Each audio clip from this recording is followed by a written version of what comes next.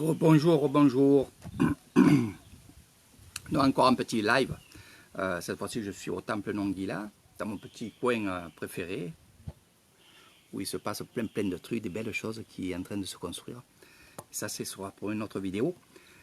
Donc je vais vous parler un petit peu, et ça c'est un peu des appels, pas des appels au secours, mais des questions que pas mal de gens se posent, et on va parler du bouddhisme. Alors qu'est-ce que c'est le bouddhisme? Je ne vais pas faire l'histoire, parce que je suis un peu comme un moine ici. Je vais vous expliquer pour quelle raison. Alors, c'est vrai que il y a les 4 nobles vérités, il y a tout ça que je sais bien entendu, mais moi, je me suis un peu adapté aux personnes qui ne connaissent pas le bouddhisme et qui veulent attaquer le bouddhisme, essayer de voir et de comprendre un petit peu qu'est-ce que c'est la méditation, qu'est-ce que c'est les cérémonies. Donc je suis très bien placé, puisque là je quitte une cérémonie du matin des repas des moines, où j'ai assisté, où j'assiste beaucoup, et où je participe bien entendu, car je suis, on va dire, l'homme de salon, c'est celui-là qui sert les moines. Donc ça me plaît, et puis c'est normal, je suis un apprenti. Donc j'ai vu que dans pas mal de moines, des grands moines, parce qu'on ne va pas parler de petits moines, quand je parle des petits moines, c'est des moines jeunes et qui ne sont pas encore vraiment bien formés et qui apprennent toujours, malgré qu'ils sont à la tête d'un temple. Il y a ces grands moines que je connais bien, que je côtoie, qui se sont, certains, je parle de certains, pas de tous, ils se sont adaptés au temps, ils se sont adaptés aux jeunes, ils se sont adaptés à toutes ces choses-là. Alors quand je dis adapté, ça veut dire que j'ai vu des cérémonies, j'ai vu des retraites bouddhistes avec des élèves jeunes, on va dire à partir de 10 à 16 ans, jusqu'à 18 ans et même plus. Et ils ont une façon de parler qui, à mon avis, fait effet. Alors pourquoi je dis ça? C'est que dans certains groupes bouddhistes, c'est vrai qu'il y en a qui étudient le bouddhisme, qui sont sans doute vraiment bien là-dedans et dans la méditation et tout. Et ça, c'est bien qu'il y en ait, et c'est bien que finalement ces gens-là puissent donner leur savoir à ceux qui attaquent. Alors c'est une petite critique que je fais, car moi-même le bouddhisme je connaissais, mais j'ai appris. J'ai appris ici, je suis resté un mois dans un temple pour apprendre le bouddhisme, pour apprendre la méditation et surtout apprendre le tout début. Le tout début, c'est comment se comporter, comment les gens se comportent à la vue d'un moine, comment le moine se comporte avec ses adeptes, dont les villageois qui viennent tous les jours dans les temples pour faire à manger, pour donner à manger, faire le moine. Hein. Donc tout ça, pendant un mois, j'étais à la place d'un moine, donc j'ai vu, j'ai observé et j'ai appris. De là, j'ai fait beaucoup de temples. Non pas, je dormais dans un temple, mais j'allais voir dans mes visites, dans mes excursions, et moi tout seul, j'allais voir des moines dans tel temple, qui étaient moines guérisseurs, moines tout court. Quand je dis tout court, c'est pas tout court petit, parce que c'est quand même des grands moines. Et je vais vous expliquer un petit peu ma philosophie à moi, ce que j'ai compris. Ce que j'ai compris, c'est qu'ils s'adaptent vraiment au jour le jour. Les moines vont parler d'une façon, ne vont pas employer des grands mots, ils ne vont pas chaque fois parler du Bouddha, de sa conquête, de sa méditation et toutes ces choses-là. Ils vont faire à leur sauce à eux pour que les jeunes de maintenant, qui sont tout le temps avec des téléphones, voilà, ça je le dis, puissent enregistrer, puissent comprendre et puissent s'éveiller. Voilà. Car si ils emploieraient des grands mots, comme je vois sur ces pages, c'est vrai que c'est beau, mais c'est pas forcément que tout le monde comprend ces mots-là. Donc c'est pour ça que je fais cette vidéo-là, pour justement dire aux gens qui sont dans des pages bouddhistes, c'est très bien, c'est très bien ce que vous faites. Continuez, c'est exactement ce que le Bouddha a fait, donc faites-le, aidez les gens. Et quand je dis aider les gens, c'est exactement ce qu'ils font les moines ici. Ils aident les gens. Ils aident et ils parlent pour que les gens soient unis. C'est ce qui faisait Bouddha, sauf qu'avec la philosophie de maintenant, ben, sur les livres, tout ça, ça se dit autrement. Donc j'aimerais que ces gens-là, qui connaissent l'histoire du Bouddha, qui connaissent beaucoup de choses, soyez un peu plus simples dans vos paroles, un peu plus simples dans votre démarche, surtout avec des personnes qui commencent dans le bouddhisme, qui ne comprennent pas le bouddhisme, ils ne savent pas. Donc ils sont là dans cette page parce qu'ils veulent avoir cette philosophie, ils ont des questions, leurs questions elles sont simples. Donc n'essayez pas de mettre beaucoup de choses et de mettre un article comme ça, quand avec un mot on peut dire que on peut répondre à cette personne-là. Pourquoi je dis ça? C'est une petite critique bien entendu, c'est que justement les moines de maintenant font ça, ils font ça. Après c'est sûr qu'il y a des grands moines que eux ils vont employer des super, la légende du Bouddha, la vie du Bouddha, et qui sont à fond là-dedans. Et on les écoute, bien sûr on les écoute, mais j'ai remarqué que les enfants ou les personnes, on va dire, d'un certain âge n'écoutent pas parce que justement c'est trop dans les détails. À l'époque, oui, à l'époque il n'y avait pas de télévision, il n'y avait pas de télé, comme on me disait, il n'y avait pas de télévision, il n'y avait pas de téléphone, il n'y avait rien de tout ça. Et finalement, quand ils allaient au temple, ça va les cap, cap, dis. Donc quand ils allaient au temple, c'était Chakra. Donc quand ils allaient dans un temple, c'était aussi en fonction de télévision, de divertissement. Ils allaient là-bas parce que justement, il n'y avait pas de radio, il n'y avait rien. Donc là, je vous parle comment eux, ils me parlent, comment les moines me disent, parce que j'ai remonté le temps. Je leur ai demandé depuis quand ils étaient moines et qu'est-ce qui se passait avant. Donc je suis à la recherche de ça. Moi, je vais toujours à la recherche du pourquoi. Pourquoi ils sont comme ça, pourquoi et comment, et qu'est-ce que c'est qui a changé dans le bouddhisme. Est-ce qu'il y a eu un changement? Donc je suis à la recherche de tout ça pour que je puisse, moi, quand on me pose des questions, répondre, mais facilement, pour que la personne de suite calcule et comprenne. Quand on me dit, Eric, qu'est-ce que c'est le bouddhisme?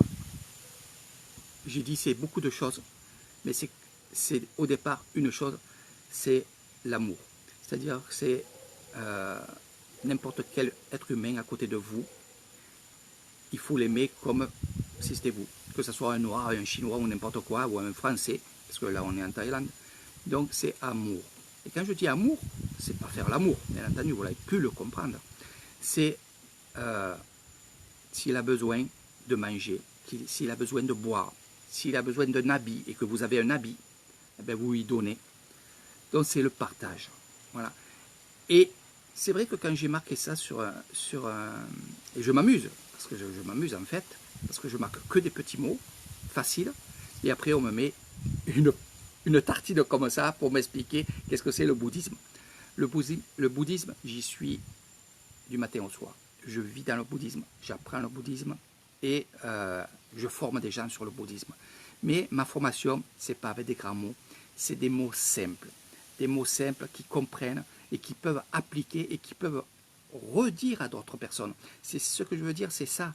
Il faut être simple, ne rentrez pas dans les détails. Même moi, si je veux rentrer dans les détails avec une personne qui est dans les détails, oui, je pourrais rentrer dans les détails. Mais à quoi bon?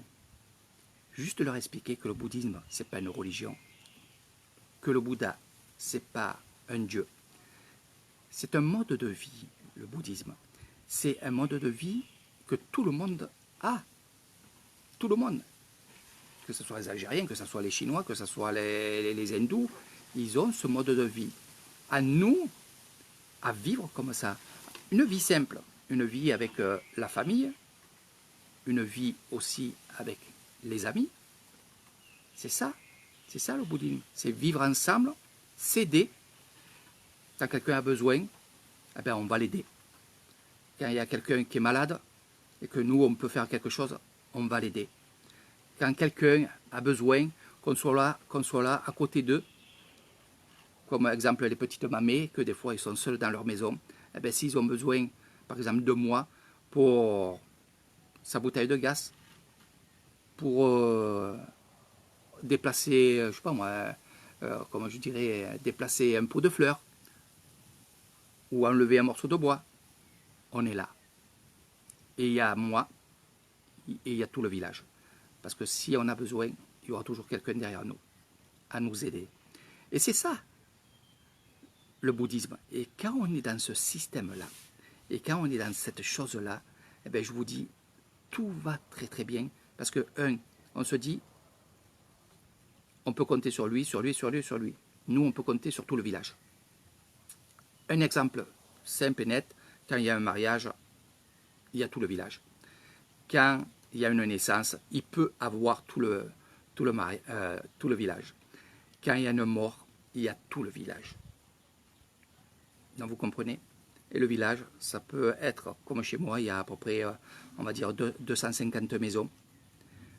Vous mettez ça sur 2 à 3 personnes, des fois 4 personnes par maison. Donc vous voyez un peu ce que ça donne comme un nombre. Et c'est vrai que depuis que je suis là, depuis 8 ans que je suis ici, ça n'a pas changé. On est tous pareils.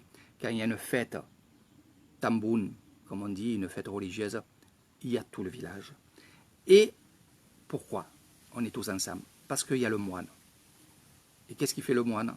Il est là pour nous remettre d'aplomb quand on va à droite ou à gauche. Il nous remet d'aplomb, il nous remet sur le chemin du milieu. C'est exactement ça. Donc le bouddhisme, c'est ça. Voilà, on écoute. Et dès qu'on s'égare, eh ben, notre voisin, notre grand-mère, notre père, notre mère, notre soeur, nous dit, oh, t'as mal fait là, il faut reprendre ton chemin là. Ne le refais plus. Donc c'est ça le bouddhisme. Voilà, c'est être bien tout le temps. Après, c'est vrai qu'il y en a qui connaissent la Thaïlande et qui vont me dire, oui, mais Eric, c'est pas trop jojo en Isan ou en Thaïlande. Les hommes boivent, les hommes font du mal à leurs femmes, des choses comme ça. Oui, mais imaginez-vous que justement les moines et que les grands-parents et que d'autres personnes ou votre voisin laissent faire. Ben, il y aurait de plus en plus de mauvaises choses. Et voilà, et qu'est-ce que c'est le bouddhisme? C'est qu'il faut qu'on remette d'aplomb à chaque fois des personnes qui s'égarent. C'est ça le bouddhisme. Mais c'est vraiment le partage. Moi, je le vois à chaque fois. Là, regardez, je suis venu ici faire ma petite vidéo. Le temple, il est derrière moi là-bas. Les gens qui viennent voir le moine et qui sont là pour la cérémonie, ils mangent ensemble après la cérémonie. Ils mangent le repas qu'il y a là-bas. Donc voilà, c'est le partage. Les biscuits, il y a 2 ou 3 enfants là-bas. Eh ben, ils vont prendre des biscuits et ça sera pour eux. Ils vont en emporter un petit peu et je pense qu'ils vont en donner à leur ami. C'est ce qui fait Léo, c'est ce qui font pas mal de gens. Ma fille, c'est exactement pareil. Quand elle fait un petit repas, ben, s'il y a des amis à elle qui viennent, ben, ils sont invités. C'est comme ça ici en Thaïlande. Et c'est le bouddhisme, c'est vraiment ça le bouddhisme. C'est donner aux personnes qui n'ont pas, aider les personnes qui ont besoin.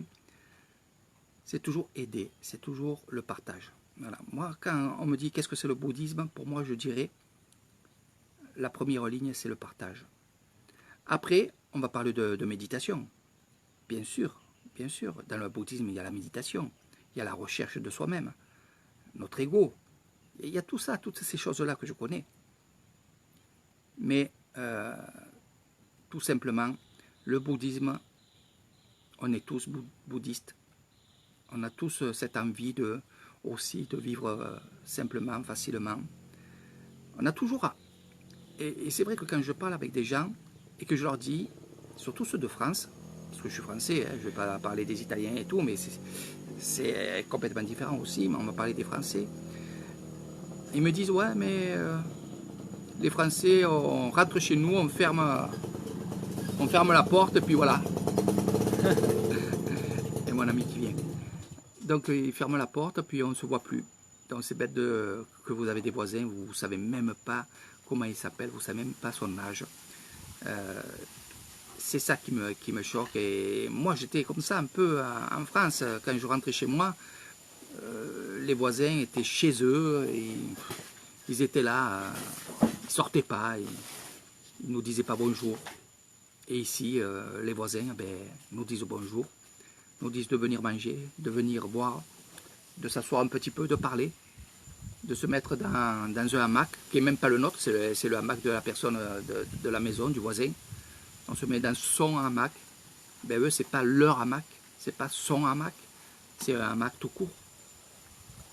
Et oui, après je ne dis pas de rentrer chez lui, de dormir, non, il y a quand même, on va dire, une pudeur.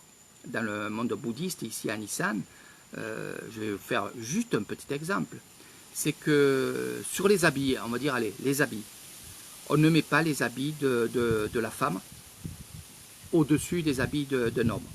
On cache les habits qui sont étendus, on cache les habits de la femme. Voilà, donc c'est ces petites choses. Mais c'est rien. Bon, au départ, quand j'étendais le linge, j'étendais n'importe comment. Je veux dire, devant, en haut. Et c'est vrai que ma femme m'a dit, non, ici à Nissan, tu mets mes habits, même les sous-vêtements, hein, je veux dire, tous les habits, les miennes, tu les mets derrière et les tiennes, tu les mets devant. Les enfants, il n'y a pas de problème. Après, quand elles sont, les femmes, quand elles sont ados, là aussi, on les met derrière. On ne va pas visiter, moi j'irai pas tout seul et rester tout seul avec ma belle-sœur qui est seule et que son mari travaille. On va éviter. Bon, des fois, on est obligé, des fois, on y va, on dit, j'y amène quelque chose, je reste 5 minutes et c'est tout. On ne reste pas comme ça. Donc, il y a toutes ces choses-là. Ça, c'est dans le bouddhisme aussi, mais c'est aussi par pudeur. Donc, il y a tout ça, tout ça, tout ça, tout ça. Voilà, donc j'ai fini ma petite leçon. Si vous voulez partager ça, vous partagez ça, c'est bien à savoir.